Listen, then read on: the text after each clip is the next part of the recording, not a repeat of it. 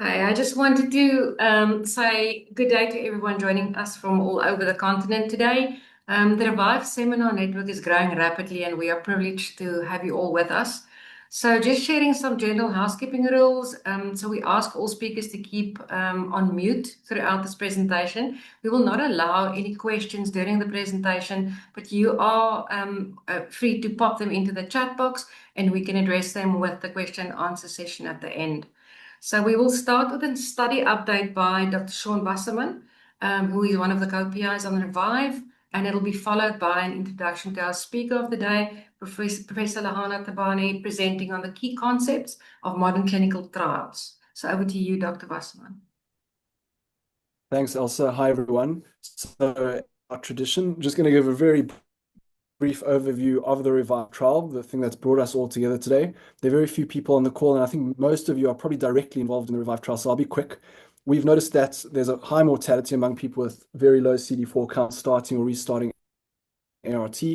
One of the reasons why people might be dying early is because of undetected bacterial infection, and the Revive trial seeks to address this by doing an experiment, a randomized controlled trial of prophylactic azithromycin versus placebo for adults with advanced HIV disease, defined as a CD4 count less than 100 who have no acute illness.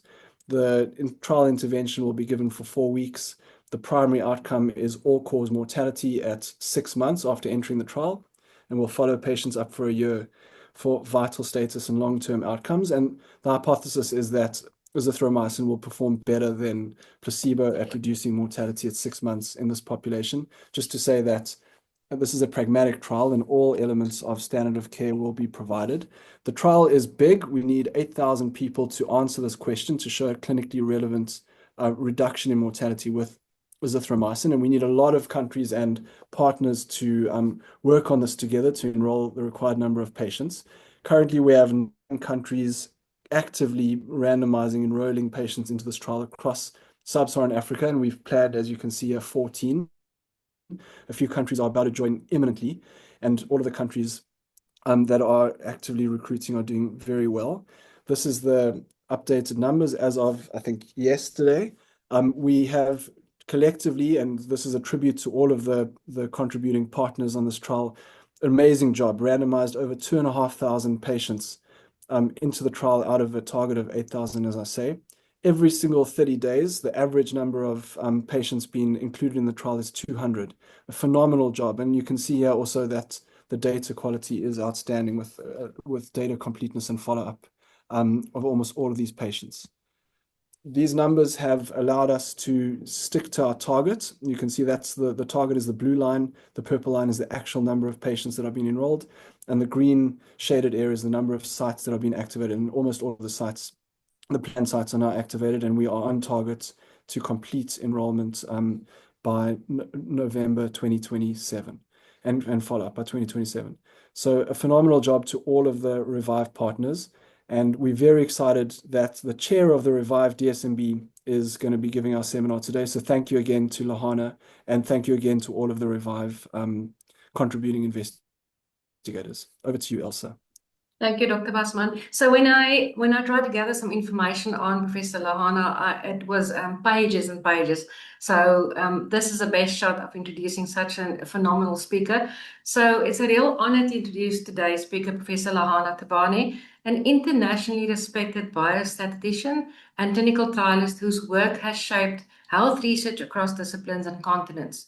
Professor Thebane is Vice President of Research and Scientific Director at St. Joseph Healthcare in Hamilton and Professor of Biostatistics at McMaster University, where he also holds appointments across multiple departments in the Faculty of Health Sciences. In the Revive study, we're privileged to benefit from his leadership as chair of the DSMB, a role that speaks of his deep clinical trial expertise. With nearly 900 peer-reviewed publications, numerous trials led, and over 200 mentees, his contribution to science and mentorship are remarkable. He also serves as editor-in-chief of the journal Pilot and Feasibility Studies. We're truly honored to have him with us today, so please join me in welcoming Professor Lehana Thebane. Over to you, Professor. Thanks, Alyssa. That's very kind and generous of you. And it's always a delight, to talk to colleagues in various parts of Africa. And thanks for inviting me to be part of this. I'm going to share my screen, and if you can just give me a green light that you can see this in a presentation mode, that would be fantastic. Not yet. There you go. It's all there? Yes, it is. Excellent. All right. So, well, I thought I should talk to you about the evolution of pilot and feasibility trials, which is usually where we often start. But we often start presentations here in Canada with a land acknowledgement. We've inherited one of the most unfortunate history in humankind, and we're still trying to make amends and attempts to, do some reconciliation of sort with our Indigenous peoples. So the act of acknowledging the land is really one of the attempts to actually reconcile with that unfortunate history of this place. Here at McMaster, where I work, we recognize that the lands on which we learn and provide care are the traditional territories of the Mississauga and the Haudenosaunee peoples. And for thousands of years, the first people sought to steward the precious resources of this land with others. And these territories are the subjects of the Dish with One Spoon, Wampum Belt Agreement. The dish represents the shared land, while One Spoon reinforces the idea of peacefully sharing and caring for the lands around the Great Lakes in a spirit of mutual collaboration. Here at McMaster, we pledge to continue to work together with the Indigenous peoples in building a more just society where their gifts and those of other people are nurtured and honored.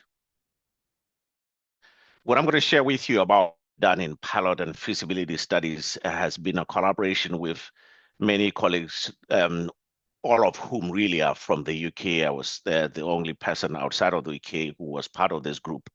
I'll share with you about the evolution of practice in pilot and feasibility trials before 2016 and the work we did together between 2016 and 2023 and what we're still working on. The reality is that before 2016, the practice was all over the place. Many of the studies that were reported as pilot or feasibility studies, they were either not reported, and if they were reported, it was all over the place. And some, were called pilots, some were called feasibility, some were called something else. And there didn't seem to be any consistency in practice. And the two terms were actually used interchangeably. Sometimes people use them as separate terms. And we all know that in research, words matter. And therefore, we're looking at the journals, we found that there were no editorial policies for most of the journals in terms of how do they approach editorial practices in pilot and feasibility studies when they review them. In fact, as it turned out, some of the studies were termed pilot because authors were actually forced by the editors to add the word pilot to acknowledge that they were using small sample sizes. And as you'll see later on, having a small sample size study does not necessarily make it a pilot study. And of course, if you are desperate to get published, you just do whatever the editor forces you to do, which was an unfortunate situation. In fact, if you looked at what was happening in the literature, there was evidence showing that many of them were putting in a lot of emphasis on hypothesis testing. There were no clear feasibility objectives, no criteria for how they would make decisions about proceeding to the main study. In fact, the analytic plans were either inadequate, in some cases even missing. And when you think about it, we do feasibility work or pilot work to try and inform the next steps about a much larger study. And many of the studies, even though some of them were lucky to be published, there was never any explicit mention that they were actually being done to inform future studies. And as I said, some of them were framed as pilot simply because the editors had forced the authors to do so. Now, some people had worried that, well, doing clinical trials is expensive, and therefore we should be saving the resources to doing actual studies. and therefore doing pilot and feasibility studies may actually be seen as a waste of time or resources. But there's evidence showing that actually doing pilot work or feasibility work prior to investing a lot of resources in the main study actually saves money. This was evidence from the UK showing that actually their NIHR system would have saved millions and millions of dollars if they had actually done feasibility work prior to doing this. In fact, there's evidence showing that many studies fail simply because people had underestimated feasibility of actually doing the study. So there's lots of empirical evidence showing that poor accrual was the main reason why studies were terminated prematurely. But the issue is, why do people really do these things? We have done pilot trials here in Hamilton to look at issues related to recruitment and retention, completeness of data, and getting some feedback whether if we actually ran a trial, would people actually accept the intervention, and what resources would actually be needed to do this. This was the BRAVE pilot trial that we did in one of our mental health program. And the issue was there were so many things we were not sure how they would turn out. So we did a pilot trial to look at these issues.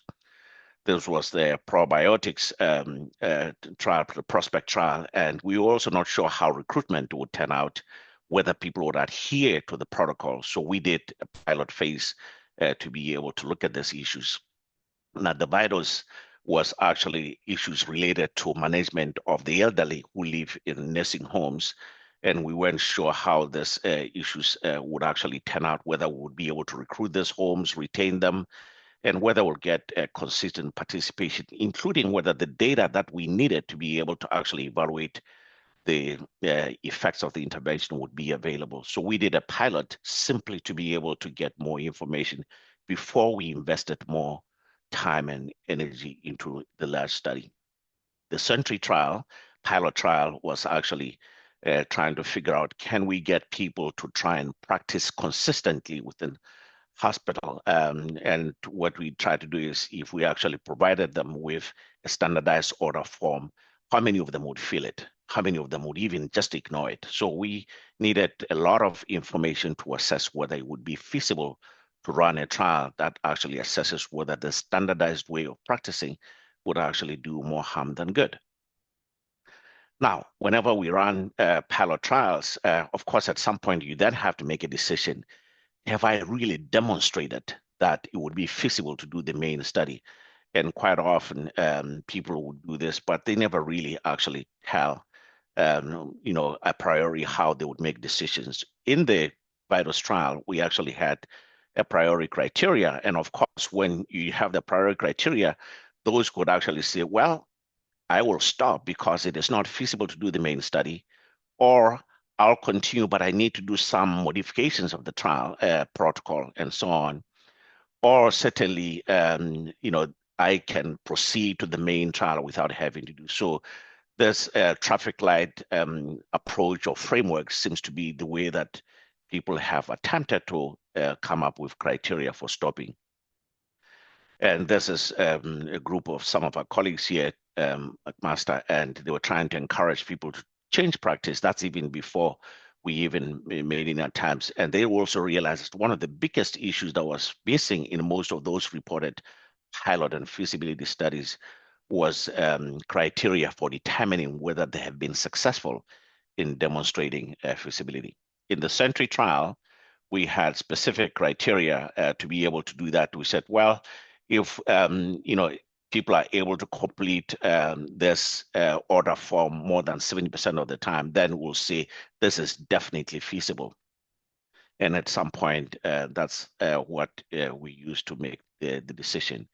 In the VITALS trial, we had specific target milestones that we used to be able to then see whether if we achieve this collectively, that's how we would make decision in moving to them. Because it was going to involve a lot of money, resources to do the main trial.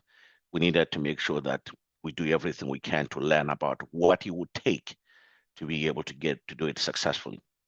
Now, this is a group of our colleagues here at McMaster, and they had specific criteria of recruitment targets, administration of drugs, infusions, and so on, follow-up, completeness, and success in getting patients and staff blinded. And this was in the PROTECT trial, and this were the criteria that they also used to be able to see whether it would be feasible to actually move on to the main trial. If I were to summarize, I would say in the past, before 2016, the way pilot trials were approached and feasibility trials was all over the place. There was not even consistent language as to whether does pilot or feasibility mean the same thing. Other people, it meant two different things. The reporting was all over the place. A lot of journals didn't have policies of how they do this. And certainly, most people thought it was a waste of time. In fact, most people actually thought if you really wanted to do a quick study, you just do a pilot study. And they didn't think of investing as much energy and resources to making sure they do it well. But you'll see that we've changed our practice in many ways. All right, so 2016 to 23, what we did was we started actually working on reporting guidelines for pilot trials. Actually, when we started, it was interesting because even as a group, we couldn't agree whether pilot and feasibility meant the same thing. So we immediately realized that we had to start with trying to simplify and understand the terminology so that when we use these words, we all mean the same thing. Anyway, we started this work in 2011, and it was taking a long time to get it done. I used to, fly to the UK quite a bit, and most of our meetings were actually done at Heathrow because I could go in and out very quickly. It was much easier for me to be the one traveling other than my colleagues in the UK because it would have been a lot more expensive for us to fly all of them to Canada. So we published the methods and processes of how we're going to actually develop the reporting guideline.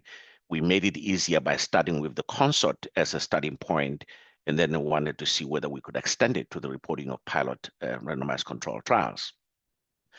But then we stepped back and started with, let's define these concepts. When we say something is a feasibility study or a pilot study, do we mean the same thing? Conceptually, as we're doing this work, it turned out that actually this was helpful for us to start there because it allows us to be able to actually define this concept. So as we realize that the concept of feasibility is really much, much, much wider than the concept of a pilot. So the community tend to actually believe feasibility is about any uncertainty that exists before you do the study. And you could do different types of feasibility studies, but they don't necessarily have to have the same design and the same infrastructure as the main study itself. Even if you are intending to have a randomized control trials, investigating the effects of different arms, but your pilot could actually look at only one piece of that, which is where you have the most uncertainty. And then a pilot trial would be a miniature version of the main trial. It's similar in design, it's just that it's much smaller than the main trial itself. So this was very helpful in clarifying the concept. So a feasibility study then was asking whether something can be done, should we proceed with it, and if so, how? Well, a pilot asks the same thing, except the design is almost similar, exactly similar to the main study itself, right? So as you can imagine, not all pilot studies are feasibility studies, but certainly, not all feasibility studies are pilot, but all pilot studies are feasibility studies as a corollary to this. We published this paper and it's garnered a lot of attention. And I think as I looked at this week, it had over 1,600 citations, certainly over 90,000 downloads and views. We published the extension in 2 journals, pilot and feasibility studies. I'll come to this journal in a minute. And also concurrently with the BMJ. So this has certainly been incredibly helpful. So the checklist that we started with for the consort checklist itself was the 2010. I'll come with a reminder that we actually do have an updated checklist for the consort, but we started with the 2010 checklist. And we focus primarily on feasibility of pilot trials that are using a randomization as the strategy or as an infrastructure. We didn't focus on the ones that were not using randomization. Certainly, we're also focusing on external pilots rather than internal pilots. An internal pilot would be the first phase of a full study where you're actually taking the first, say, X number of patients to assess certain aspects of the design. You refine, but you don't stop, you continue.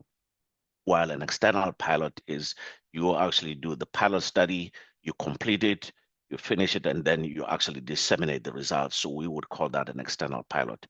So by design, really, internal pilot is really part of the main study, which is intended to help with some initial uncertainties. So it does not, whatever we have does not apply to internal pilot trials, okay? So what did we do with the checklist? We provided the concept item and an extension of that item to pilot.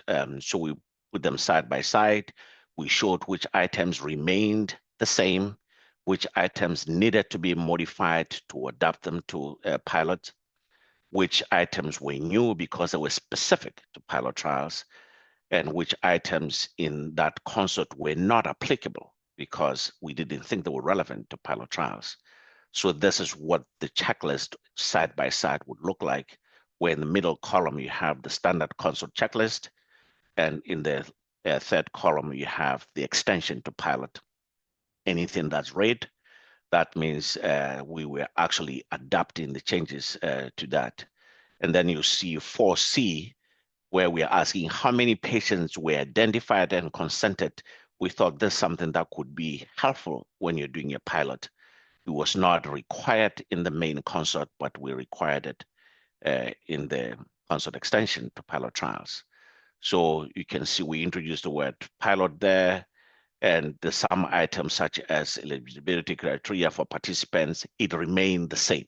So where you see the blank, it means that item was applicable to pilot trials as it is to main trials, so we didn't change anything. Anything that is new, which is the green, we actually then added a specific to pilot. The same thing here, this was specific to pilot, and this was about the criteria, a priori criteria for how you would make decisions about proceeding to the main trial. And certainly the rationale for the numbers in the pilot, while we didn't necessarily think in pilots you may need to calculate the sample size as we do in the main trial, certainly some justification for that would be required. In some cases, people have actually done the calculation using confidence intervals to be able to achieve limits of the feasibility criteria. So we thought things like methods for additional analysis, such as subgroups, would not be applicable to pilot trials because by design, you would expect the pilot study to have a smaller sample size, certainly because it's not about hypothesis testing. Doing additional analysis such as subgroup analysis doesn't make sense. So we didn't think this would be required. Secondly, presentations of the facts in absolute time, because this is not about hypothesis testing, it's about primarily assessing feasibility. This will not be applicable. Now, we said if relevant, other unintended consequences should be reported.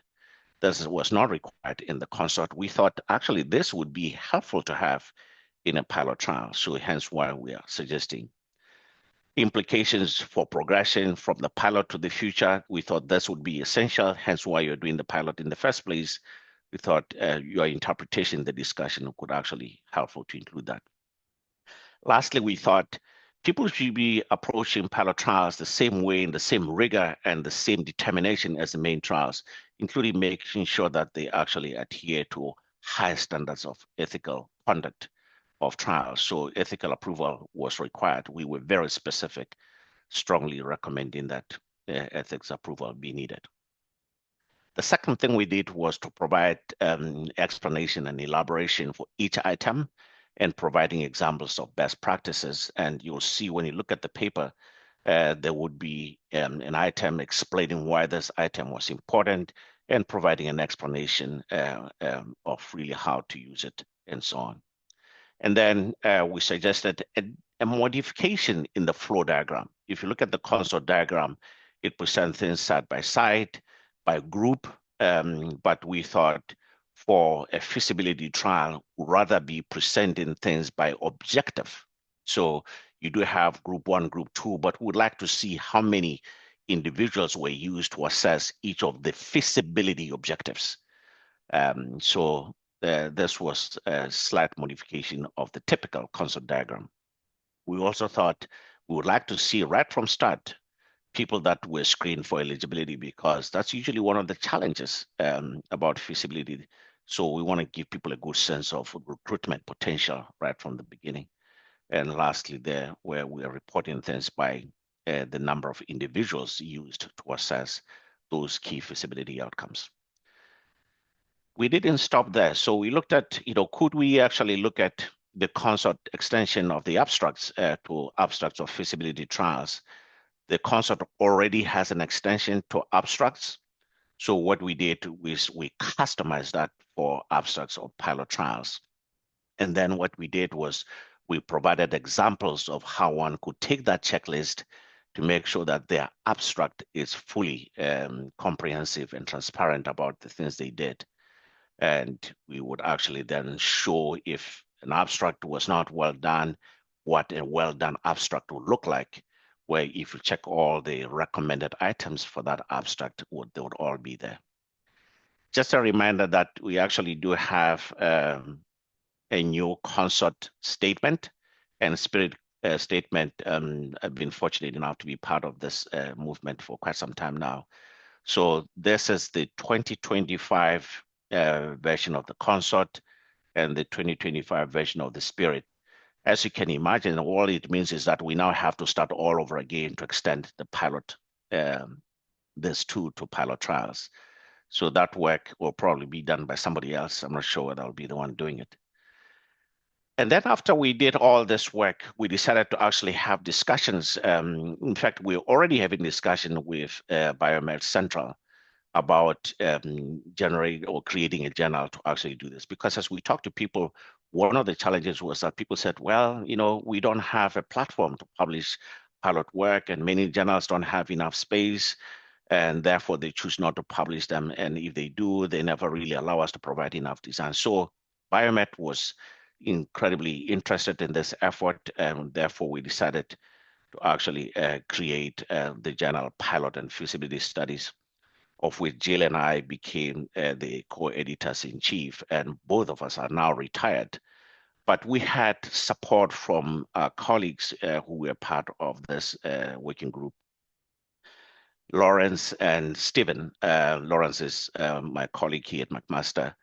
They are now the co-editors-in-chief for the journal. I stepped down from the beginning of this year. Now we continue to run workshops and conferences, trying to present the work like I am doing today.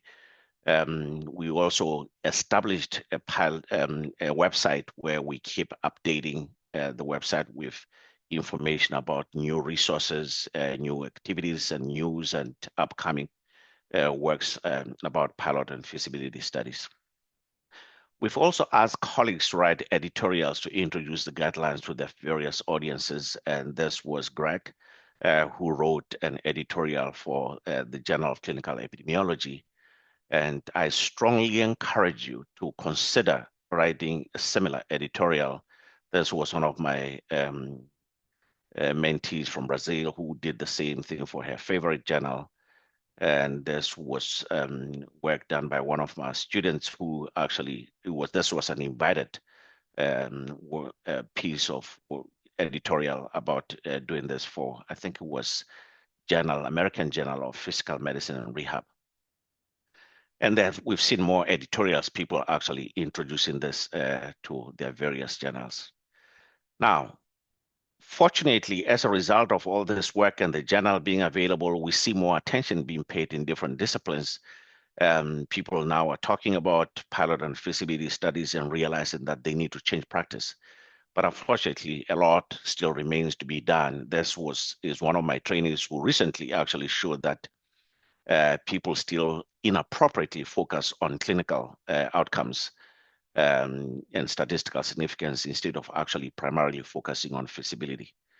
And this was work that actually showed that 13% of published journals in anesthesia journals improperly or properly labeled as such, the majority of them, that was absolutely inappropriate. And this was work done by Lawrence, who showed that actually about 20% of published studies really still don't have criteria for progression to the main study. But as you can imagine, you're doing work after which you still have to make some decision whether you have demonstrated feasibility or not. It always helps to have those criteria to guide your decision-making process. Now, this is one of our trainees who is part of this from Oxford. She also looked at these issues and showed that really there's still a lot of work to be done when it comes to criteria. Now, we decided to actually extend the framework that we started with about the different concepts regarding pilot and feasibility studies. And one of our colleagues, Christine, actually led this work.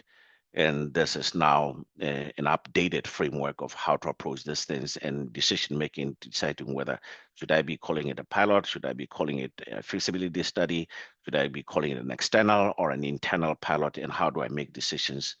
I encourage you to have a look at that. Now, one of the biggest challenges about pilot and feasibility studies, which is why we strongly recommended that they go through ethical approval, is that people tend to think that, oh, it's a small studies, I don't need to pay too much attention to ethics. But I think we'd all agree that if we don't do a good job in feasibility work, it may not be ethical to be inviting people to a study for which we cannot guarantee feasibility. And certainly, we also have an obligation as investigators to disclose the feasibility aspects of the work, especially if we're going to invite patients to be part of it.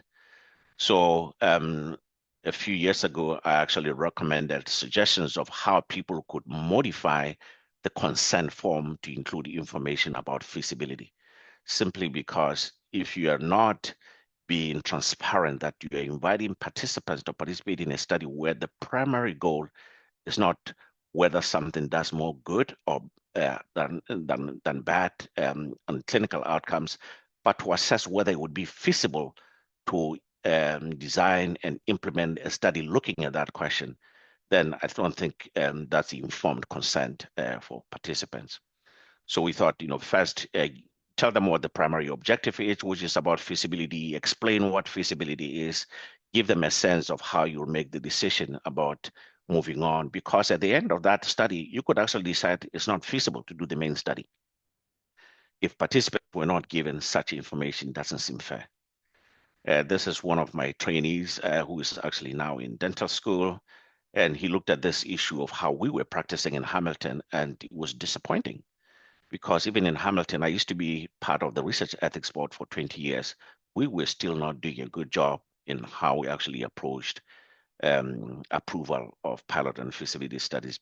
Sometimes the objectives were not clear, and sometimes the criteria for assessing feasibility was actually not clear, especially if you looked at consent forms. What we noticed that actually the protocols were much better, but the consent forms were not transparent. People had this fear that if I actually disclose that I'm doing a feasibility study and I'm explaining to patients, you're invited to a feasibility study, they may not want to participate. We don't have the evidence to support that. So if somebody wants to look into, would disclosing the feasibility nature of a study in a consent form versus not doing it actually enhance participation or inhibit participation, that question is not being answered. So the fear might be real, but it is not supported by any evidence. So when I was part of the Tri-Council Policy Statement Group, I strongly encouraged that our Chapter 11, which deals with clinical trials, really pays attention to pilot trials and the importance of being transparent in communicating the nature and purpose of pilot trials in a consent form. Now, going forward, since then, there's still a lot of work that on our to-do list. Really, now we have to update the guideline because it's outdated. The concept just got updated. And we need to think about, should we be including pilot studies in systematic reviews? If so, how do we do it? The criteria progression, we have 2 PhD students that have been working on this. So there's a lot of outreach that we still have to do as well, including sample size. So for the time being, what we've done is Jill and I, as co-editors in chief of our journal, we provided guidance for the journal, those submitting to the journal of how to report protocols for pilot and feasibility trials, because we saw a huge rise in people submitting protocols for pilot and feasibility trials, which we thought was good because it was forcing them to pay attention in how well they designed them. But we didn't have the spirit extension, so we had an editorial to guide them how to adapt the spirit guideline. And we said you could use some items from the spirit and look at the items from the concept extension. Some things are similar, you just have to adapt them appropriately. And so on. So this was the guidance. And then this was for non-randomized studies. We don't have the strobe extension to pilot trials. If somebody's interested in taking up that, it's wide open as well. So this is the guidance we provided for the journal. So we thought, for observational studies, there's so many guidelines for different types of designs. And we thought just ignore the aspects of the randomization in the concept extension to pilot trials that are randomized. And some of the items will still be applicable, except you just ignore the randomization part. And we showed how if one is taking one particular applicable guideline, depending on the nature or the type of study, you could look at how to actually adapt it appropriately for pilot or feasibility work. Now, there's other important aspects of feasibility in pilot styles that we really haven't been able to get there, but I just wanted to highlight just proof of concept is not the same as proof of feasibility. Now, quite often people tend to confuse the two, that if you prove that something works, then you've shown that it is feasible to do the study. Quite often, we prove the concept when we are trying to see whether a treatment or a drug or a therapy is biologically active. And we tend to do that using surrogate markers that can be measured quite early in the pathway of the disease, because it takes much longer to focus on clinical outcomes. Say, for instance, if you're dealing with a cardiovascular trials, the ultimate outcome is cardiovascular mortality. But if you look at blood pressure or lipids as your surrogate markers, then you might be able to actually prove that some drug would actually help to modify immature or premature cardiovascular mortality if you are able to actually control blood pressure and lipids with it. But that does not necessarily mean that now that you've shown that this could actually work to prevent cardiovascular mortality, doing a cardiovascular trial would actually be feasible. So you still have to do the work to assess feasibility. Common misconception that people think it's a study that can be done very quickly, by especially a student or a trainee, which is really unfortunate. A smart study that does not require any funding. These are real excuses or justifications that people have actually used to justify why they call something a pilot trial, which I think is not helpful. A small study that has limited funding, I only have money for 10 patients, so I call it a pilot, without being very specific what uncertainties existed that required you to actually do assessment for feasibility. A single center study, I don't have resources for a large multi-center study, therefore I call this one a pilot. A small study that is similar as somebody else that got published. They got significance with 6 patients, and we have 12 patients, which is double the size. By the way, these are not fake excuses. These are real examples of things that were submitted to a research ethics board that I was part of to justify why they call something a pilot. We did a similar pilot before and got it published. And we all know that just because something was published in New England Journal of Medicine, it doesn't necessarily mean it's good. We had a lot of junk about pilot and feasibility studies, which really have nothing to do with assessment of feasibility. They're just things that just got through a broken peer review system. Now, some frequently asked questions. I've been asked, can I publish the results of pilot study? The answer is yes. And I think we have an obligation as scientists to do everything we can to publish research work, including pilot work. And why is it important? Because we have that scientific obligation. It also helps others to avoid our mistakes. If we don't publish what we've done and others then we're not going to learn from what we've learned. It's usually about lessons learned about what it would take to make the real study feasible. And we certainly do have an ethical obligation to the participants we invite to be part of this work to do so. Now, what can I do? They don't show statistical significance, so what should I do? The reality is sometimes they get rejected because people are focusing too much on statistical significance, which is really not the primary goal. So I suggest that the focus in interpretation should be on feasibility rather than statistical significance. Look at the consort extension. Now,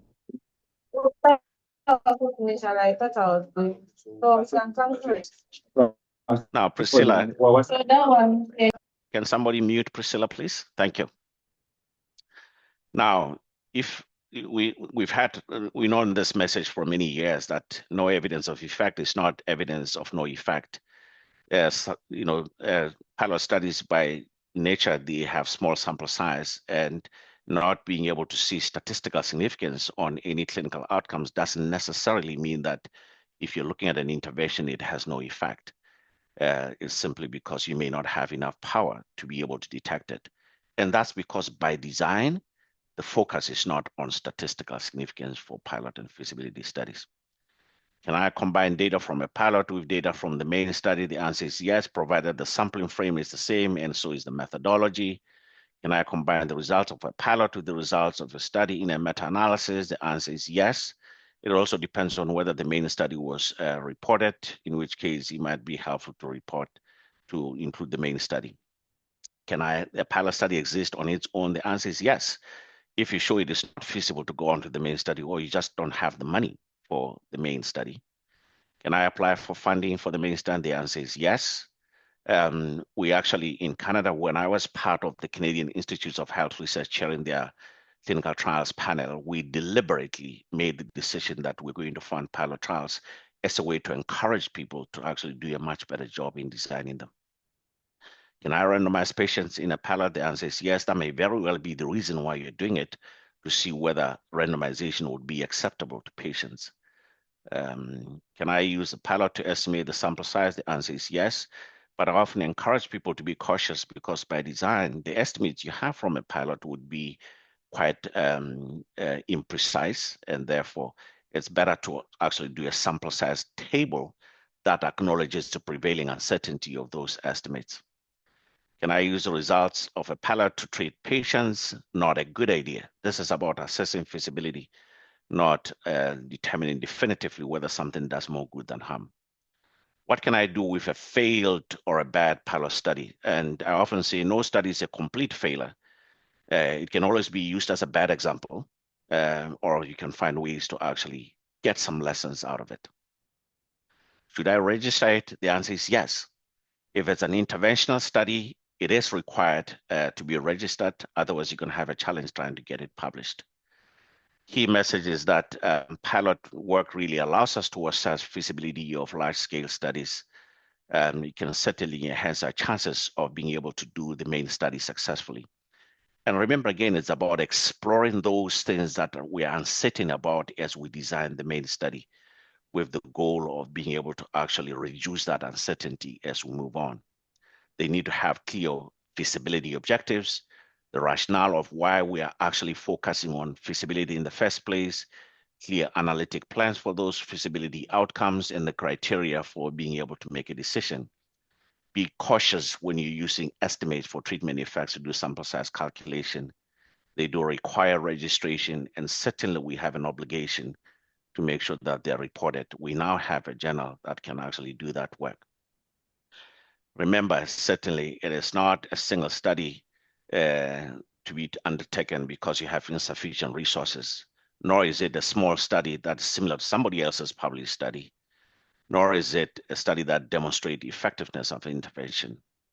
Now, those of you who are from Ghana would actually remember this, that you never test the depth of a river with both feet. The reason is simple. If you do, you're going to drown. And feasibility studies really play a similar role of actually allowing us to go with one foot in and see how deep this could be, and certainly we'll then be able to see what else do we need to be able to cross this river. All right. Thank you, guys. Sorry, I'm going a little bit fast because I wanted to leave a little bit of time for questions.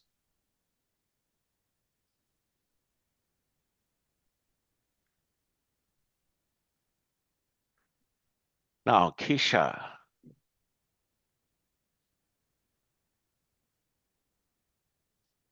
Hi, Lehana. It's actually Sean. I'm sitting with Keisha. Okay.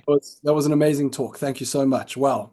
Can I ask you a question around the relationship between feasibility studies and adaptive trials?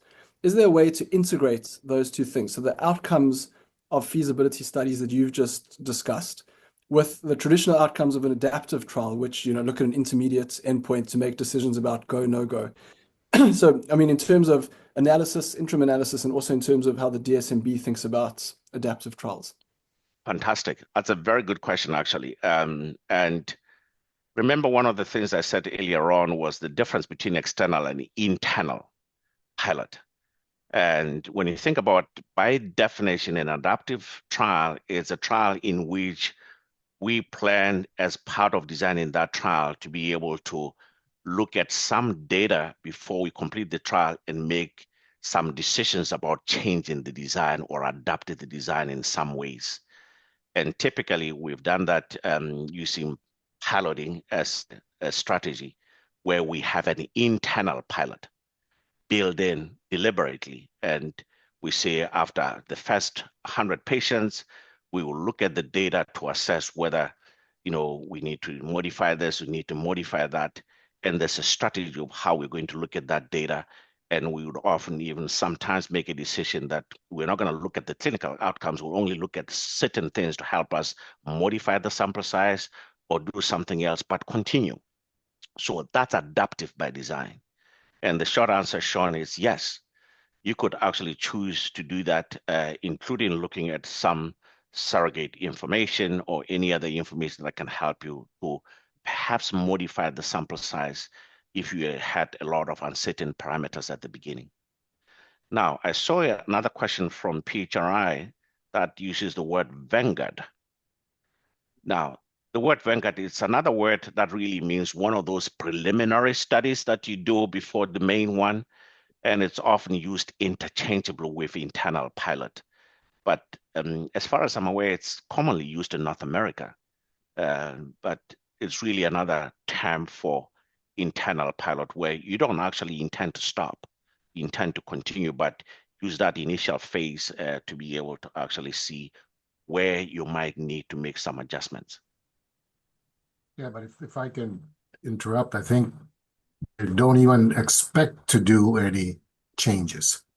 The whole idea is we just want to start with some money that is internally granted with the hopes of getting it funded by an external funder. And so it is just a funding mechanism, I guess. It's let's start the study while go ahead and let's already start the main trial and proceed. But they call it the vanguard phase. It's just not really a phase. There is no expectation of making any changes whatsoever. So that's one reason for doing it, for sure. But I've also seen reasons where people really want to be able to get a little bit more data on something that they're sitting. But others have done it for exactly that reason, Kent. Yeah. Yeah, Graham? Yeah, thanks, Lehana. That was really useful. I don't often think about these topics in such a systematic way, so it's a really good framework to think about them. My question relates to perhaps the ethical considerations around it, where you are evaluating a medication that could have potential harms, or you're not sure. And whether it's justifiable in a pilot or in a feasibility study to have participants be put at harm when it's not necessarily going to advance scientific knowledge, and whether sometimes you might say, let's do the pilot without administering the medication and putting people at harm. But we can learn a lot without doing that. And I guess a similar thing applies to randomization, whether sometimes you might not randomize, but you might just do the pilot to accumulate the other knowledge that you can gain from the pilot rather than putting people at risk. Your thoughts on that? That's an interesting thing. So we often embark on a study because we believe there's a need for new or additional information to answer the question. And remember, the framework is you could do a feasibility study of some form to gain more information about something that you are very much uncertain about. And it doesn't necessarily have to involve an administration of a drug if that's not where the biggest uncertainty is, or randomization if that's not where the biggest uncertainty is. It could very well having to do with, can we transport people from one location to another and all that stuff. So you could have multiple types of feasibility work that you do for various reasons, all of which have to do with the fact that this is where our biggest uncertainty is, right? So that's one thing. Now, you're dealing with an issue where there's potentially high bad consequences because of the nature of the drug. I think the way the scientific community has generally approached things like this is to think through about, do I need a DSMB? Do I need stopping rules for harm and things like that? So those considerations will still be the same for a pilot trial. We've run pilot trials where we have a DSMB. And they look at all those issues related to potential harm and so on. Now, remember, we're doing this because there's clinical equipoise, both on benefits and harms. So we can't argue to say, well, we can't assess whether it would be feasible to do a main one because this is too dangerous. We have a ways around monitoring danger through DSMB processes. So my argument would be feasibility is part of the scientific process of generating evidence. And my argument has always been, I think it's unethical, no matter how difficult the situation, to do a study for which we can't guarantee feasibility. We can never guarantee anything, of course, but I think we do the best we can to minimize the uncertainty about feasibility. And then, Lehana, just one follow-up question. I mean, I can see the reasoning for the financial sense that it makes. Before you invest a huge amount in a phase 3 trial, you do a feasibility study to see that phase 3 trial is feasible and is something that's worth the larger investment. But how do in your experience, how do funders react to funding requests for feasibility studies outside of, it sounds like in Canada there's a framework, but outside of Canada, is there generally a buy-in to the need for these studies? I don't know, to be honest, because it will vary from country to country, from agency to agency. But I would say, like everything else, we rely on peer review of grants with the hope that the scientific community are exposed enough to all these issues to be able to actually look at the scientific arguments rather than coming with big attitudes that, oh, it's a pilot, it's a worthless study. My hope is that with us paying attention to how we approach them in terms of design and reporting, people then are much more open to looking at the importance of doing them. Right. Thanks very much, Lehana. Yeah. Now, Lisa, it looks like we've run out of time. I don't want to take more time than is necessary. Prof, I see there's one more question from Dr. Nabila. How do we handle implementation science clinical trials? Okay. How do we handle implementation science? So a few years ago, we did a study that we called the Cardiovascular Health Awareness Program. It was about taking the best available evidence about how you manage hypertension in community and seeing whether we could do that in communities here in Canada. We started doing this in primary care. We realized doing it in primary care is not good enough, so we expanded this. But what we did was we took two of those communities to see whether we could actually implement it. As it was assessment of feasibility.